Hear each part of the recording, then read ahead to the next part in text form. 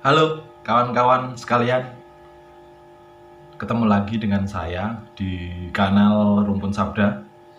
Kali ini saya akan membahas satu buku novel, satu buku roman sejarah tepatnya, yang bicara soal sejarah perjuangan kebangsaan Indonesia. Penasaran siapa tokohnya? Tokoh ini juga dijuluki sebagai Bapak Arsitektur Modern Indonesia, yang nanti akan kita bahas novelnya. Pasti penasaran bukunya apa? Tetap stay di kanal Rumpun Sabda dan jangan di skip ya.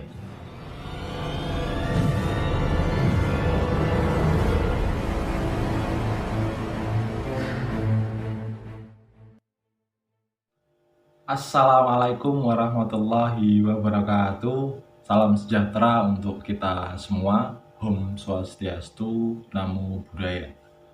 Terima kasih untuk kawan-kawan sekalian, untuk sahabat-sahabat sekalian, untuk semua teman-teman yang telah stay di kanal Rumpun Sabda, telah subscribe, like, share, bahkan komen di kolom di bawah. Terima kasih saya ucapkan tetap karena telah stay di kanal Rumpun Sabda. Ketemu lagi dengan saya Nanang Bagus Zuliadi, Head of Content Rumpun Sabda, yang kali ini kita akan membahas sebuah novel yang tadi di awal telah saya sampaikan, yang dikarang oleh orang yang disebut atau dijuluki sebagai Bapak Arsitektur Modern Indonesia. Siapa lagi? Beliau kalau bukan Yusuf Bilyarta Mangunwijaya, atau sering dikenal dengan sebutan akrabnya Romo Mangun.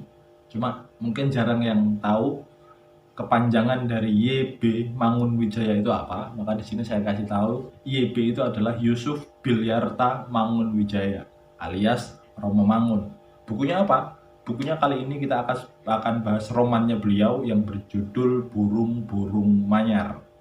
Ini sebuah novel perjalanan sejarah kebangsaan yang bercerita tentang dua orang pemuda-pemudi ya, dua orang pemuda Indonesia, cowok-cewek, yang memiliki jalinan percintaan yang kemudian latar belakangnya adalah sejarah perjuangan. Sebelum itu, kita bahas deskripsinya terlebih dahulu. Nah, buku ini, Burung-Burung Manyar ini adalah roman yang pertama kali terbit pada tahun 1981. Pada tahun 1981, roman ini terbit untuk pertama kalinya, diterbitkan oleh penerbit Jambatan kala itu. Namun kemudian pada tahun 2014, penerbit Kompas berinisiasi untuk menerbitkan ulang. Pada tahun 2014 menerbitkan ulang buku ini, buku Burung-Burung Manyar. Nah, sejak saat itu Kompas menerbitkan ulang terus sampai pada edisi ke-6 tahun 2017 yang covernya seperti ini. Nah, ini buku Burung-Burung Manyar yang akan kita bahas, yang diterbitkan oleh penerbit Kompas awalnya itu pada tahun 2014, namun telah dicetak ulang sampai 6 kali, dan ini cetakan ke-6 tahun 2017. Diterbitkan oleh penerbit Kompas pada tahun 2014 hingga 2017. Nah, kemudian kalau kita bicara penghargaan, nah, buku ini, roman ini, itu telah memenangkan setidaknya 2 penghargaan yang saya ketahui. Penghargaan pertama itu penghargaan dari Thailand. Saya kurang paham itu yang memberi penghargaan siapa. Cuma di Thailand pada tahun 1984 ini mendapatkan penghargaan. Kemudian pada tahun 1996 buku Burung-Burung Manyar ini juga mendapatkan penghargaan sebagai roman terbaik se-Asia Tenggara tahun 1996. Kemudian roman ini selain bisa ditemukan dalam bahasa ibu kita, bahasa Indonesia, juga bisa didapatkan dalam edisi 3 bahasa, karena roman ini telah dialihbahasakan setidaknya oleh 3 bahasa, oleh 3 negara.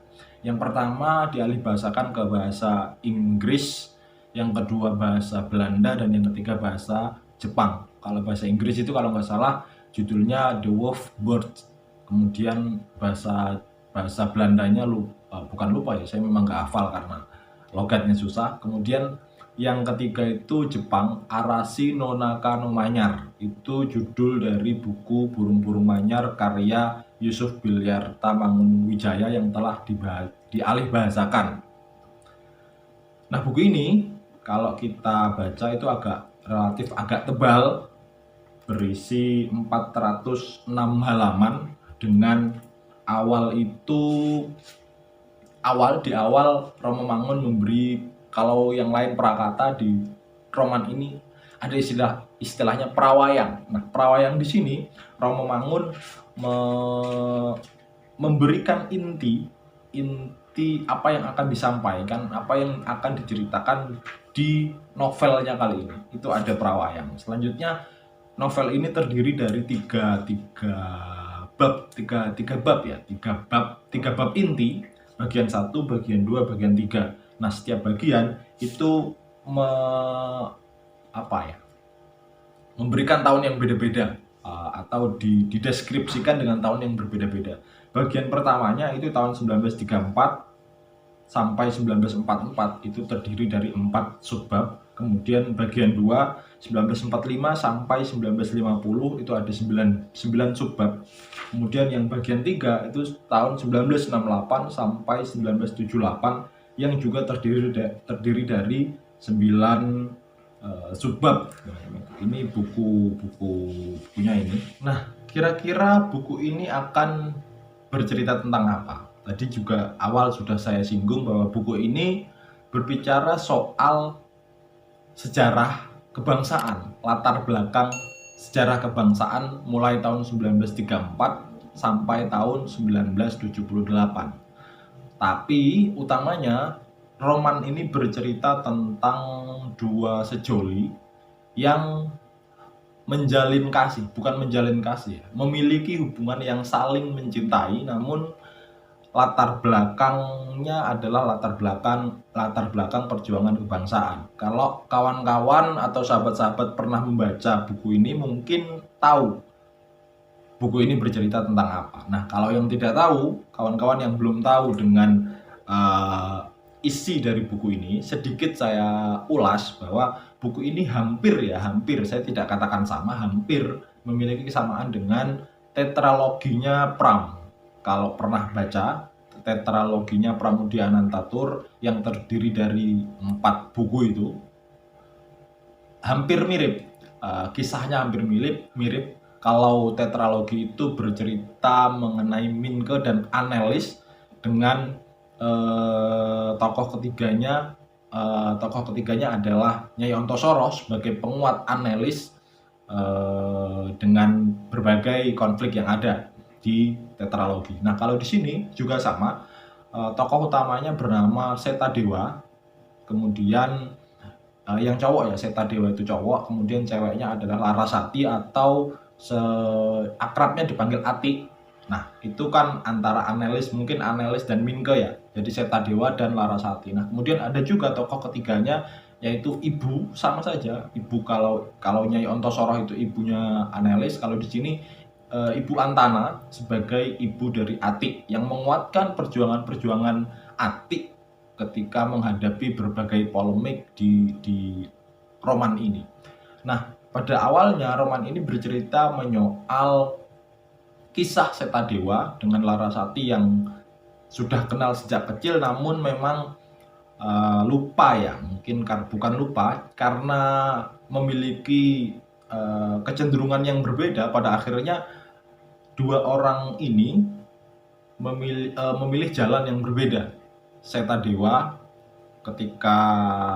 karena awal kecil itu bermain bersama, kemudian walau tidak terlalu akrab kecil itu, cuma mereka pernah bertemu dan pernah berteman semacam itu di masa kecilnya, yaitu Setadewa dan si Larasati. Nah, kemudian ketika menginjak dewasa, karena saat itu adalah saat di mana zaman peralihan antara Belanda, Jepang, sampai pasca kemerdekaan. Jadi banyak hal atau banyak momentum, banyak kejadian yang membuat Larasati dan juga Setadewa itu memilih jalannya masing-masing dan pakem pada jalannya masing-masing. Contoh, Setadewa itu ketika dewasa memilih untuk menjadi bagian dari Belanda, KNIL, tentara KNIL ya, atau KNIL itu. Nah, memilih untuk bergabung menjadi tentara Belanda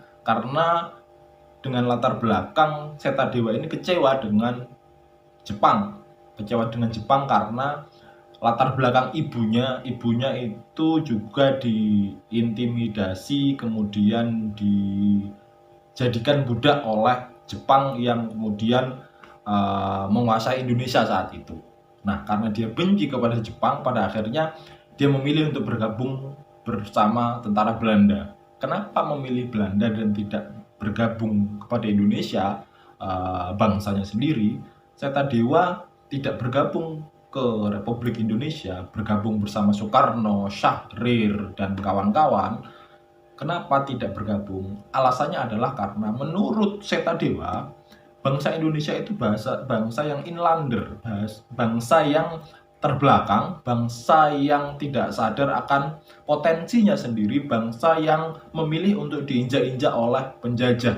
Maka tidak ada optimisme di hati, di mata Setadewa untuk bergabung kepada tentara Indonesia. Bahkan sekalipun Soekarno maupun Syahrir yang menjadi punggawa dari gerakan kemerdekaan ini, Setadewa tidak percaya akan hal itu karena merasa bahwa Indonesia ini sudah usang. Maka dia memilih untuk bersama Belanda, yang pada akhirnya kemudian Setadewa bisa kuliah di luar negeri, di Belanda, kemudian menjadi salah satu direktur di satu perusahaan komputer yang karena memang kuliahnya komputer, akhirnya masuk perusahaan komputer, kemudian bekerja bersama bosnya, dan pada akhirnya menikah dengan anak si bos komputer tersebut. Nah, akhirnya menikah bukan dengan Larasati tapi dengan anak dari bos komputer yang mempekerjakan Setadewa. Kenapa kemudian nggak heran kalau orang Indonesia kok bisa jadi direktur di perusahaan komputer Belanda, ya karena memang Setadewa menikahi anak dari bosnya. Itu kisah Setadewa. Bagaimana dengan Larasati? Nah, Larasati juga di Indonesia menikah dengan salah seorang mantan PMI Palang Merah Indonesia yang saat itu juga ikut dalam perjuangan kemerdekaan. Menikah dengan John namanya. Nama suaminya Larasati itu, panggilan akrabnya itu namanya John. Nah, itu adalah seorang mantan PMI dan kemudian juga seorang dekan geologi di fakultas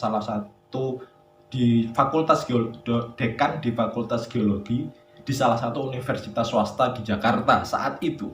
Nah, menikahlah si Larasati dengan John karena memang yang ditunggu tidak datang. Karena pada hakikatnya Larasati atau Ati ini menunggu kedatangan si Setadewa, tapi karena dua jalan yang dipilih itu memang benar-benar kontradiktif, pada akhirnya kemudian memilih pasangannya masing-masing, Setadewa dengan anak bos di Belanda, kemudian Larasati bersama dengan seorang dekan yang juga alumni PMI ya, semacam itu.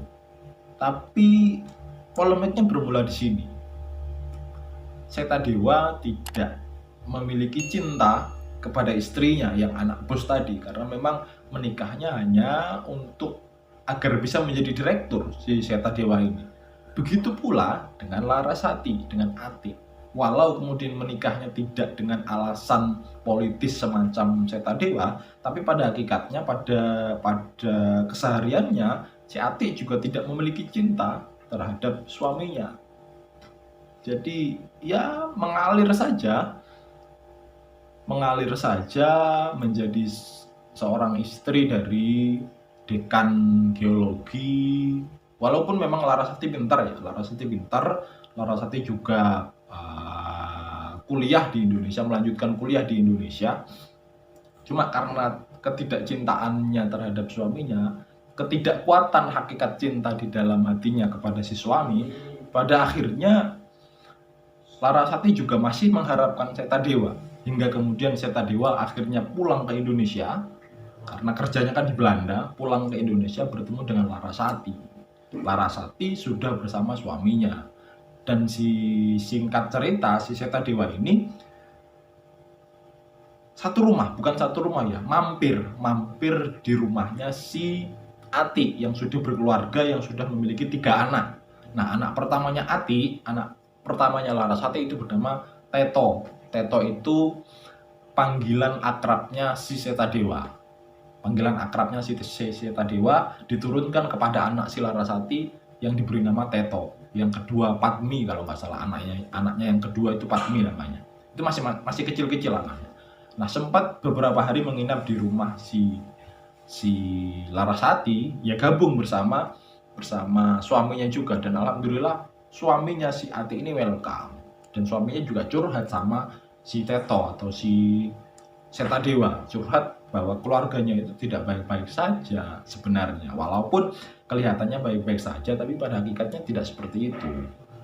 Dan Setadewa sadar bahwa Larasati masih mengharapkan Setadewa, masih mengharapkan. Namun demikian, begitu juga dengan Setadewa. Setadewa sebenarnya masih mengharapkan si Larasati, cuma kasusnya beda. Karena kasusnya si Larasati sudah dimiliki orang lain, si Larasati sudah menikah dengan orang lain. Nah, ini sebenarnya tidak menjadi akhir cerita. Cuma saya akan berhenti sampai di sini saja menyoal buku Burung-Burung Manyar ini. Karena kalau terlalu jauh nanti akan spoiler ya teman-teman. Nah, kalau teman-teman ingin tahu lebih lanjut seperti biasanya, teman-teman silahkan lihat bukunya. Kalau perlu di screenshot, kalau tidak ya gampang kok. Judulnya itu Burung-Burung Manyar karya YB Mangunwijaya atau sering dipanggil Romo Mangun, yang nama lengkapnya adalah Yusuf Bilyarta Mangunwijaya. Jika teman-teman ingin mengetahui lebih dalam konflik yang terjadi antara Setadewa dan Larasati dengan background latar belakang perjuangan kebangsaan Indonesia di kala zaman peralihan dari Belanda, kemudian Jepang, dan terakhir Indonesia, ya khususnya konkretnya itu pada tahun 1934 sampai 1978. Itu latar belakang kisah cinta di dalam buku Burung-Burung Manyar ini. Mungkin itu saja. Kalau teman-teman ingin tahu lebih lanjut silahkan baca bukunya. Tak kira buku ini masih beredar di beberapa toko buku, masih beredar di pasaran lah istilahnya. Bisa teman-teman beli, bisa teman-teman pinjam di sahabat yang mungkin memiliki buku ini. Mungkin itu saja dari saya. Terima kasih telah stay dan menonton ini sampai akhir. Terima kasih saya ucapkan kepada kawan-kawan. Sekali lagi saya ucapkan terima kasih sekali karena sudah stay sampai akhir. Jangan lupa untuk like, subscribe, share jika menurut teman-teman video ini bermanfaat, dan jangan lupa untuk komentar kira-kira konten berikutnya Rumpun Sabda akan bahas apa semacam itu. Mungkin itu saja dari saya. Terima kasih. Tetap semangat teman-teman. Assalamualaikum warahmatullahi wabarakatuh.